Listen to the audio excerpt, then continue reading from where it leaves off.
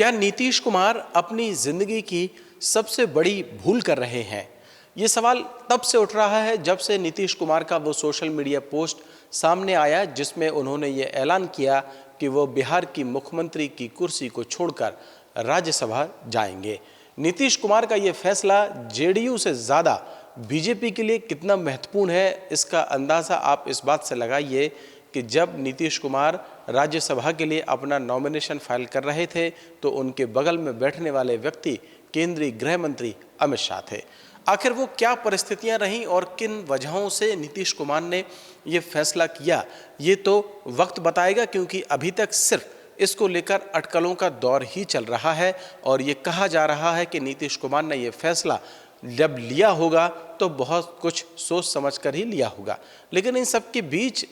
पटना में और पूरे बिहार के अलग अलग जगहों से जो तस्वीरें सामने आ रही हैं उसे लेकर बहुत सारे सवाल खड़े हो रहे हैं। सबसे बड़ा सवाल ये खड़ा हो रहा है कि जब नीतीश कुमार बिहार के मुख्यमंत्री के पद की कुर्सी को छोड़ देंगे और बिहार से केंद्र की तरफ रुख करेंगे जिसमें वो राज्यसभा में दिखाई देंगे, तब फिर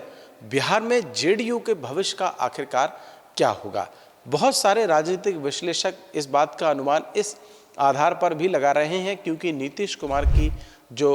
हेल्थ सिचुएशन है वो पिछले कई समय से कटघरे में रही है और ये कहा जाता रहा कि स्वास्थ्य के लिहाज से नीतीश कुमार की स्थिति ठीक नहीं है। लेकिन इन सब के बीच में ही जब नीतीश कुमार इतना बड़ा फैसला लेते हैं कि वो बिहार की राजनीति में मुख्यमंत्री जैसे अहम पद को छोड़कर राज्यसभा की ओर जाएंगे, तो फिर ये सवाल निश्चित तौर पर खड़ा होता है कि क्या वाकई में ये फैसला उनका अपना फैसला है या फिर इसके पीछे के मकसद कुछ और हैं जो बीजेपी के हितों को जेडीयू से ज़्यादा पूरा करते हों। खैर, इसके दो तीन जो पहलू हैं वो उनकी चर्चा मैं आपसे यहाँ करना चाहता हूँ और वो चर्चा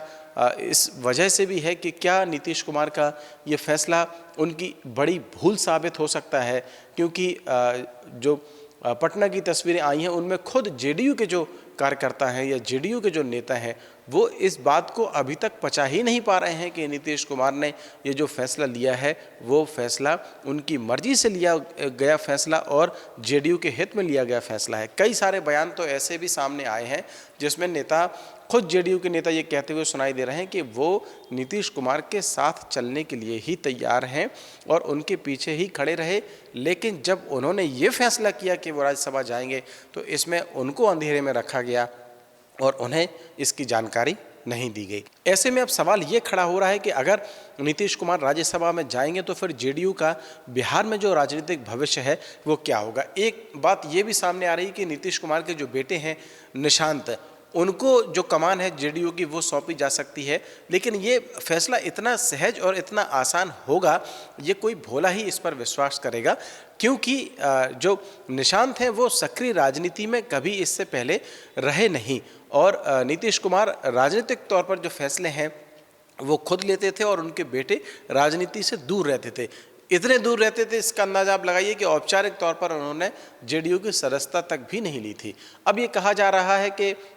जो नीतीश कुमार है वो बिहार में एक महत्वपूर्ण बैठक जेडीयू के नेताओं के साथ में और जो सांसद विधायक हैं उनके साथ में करने जा रहे हैं और फिर आगे का जो फैसला है वो लिया जाएगा, जिसमें सूत्रों के हवाले से जो खबरें हैं वो ये हैं कि निशांत पर इस बात को लेकर मोहर लग सकती है कि जो कमान है जेडीयू की वो निशांत अब आगे संभालेंगे। लेकिन ये फैसला इतना आसान साबित होगा नहीं, क्योंकि जिस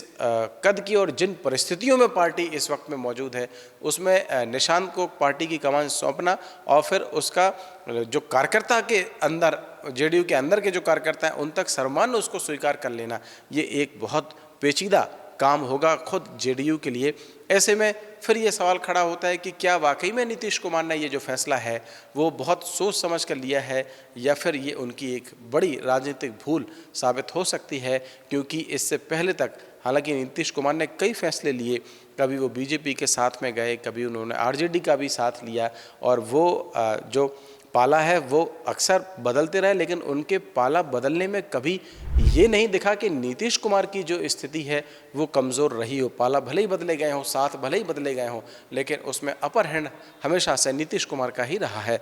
मौजूदा वक्त में ये जो फैसला राज्यसभा में जाने का लिया गया है उसमें पहली बार ऐसा महसूस अभी की परिस्थितियों से देखकर लग रहा है कि शायद नीतीश कुमार का ये जो फैसला है वो पहले के लिए गए उनके राजनीतिक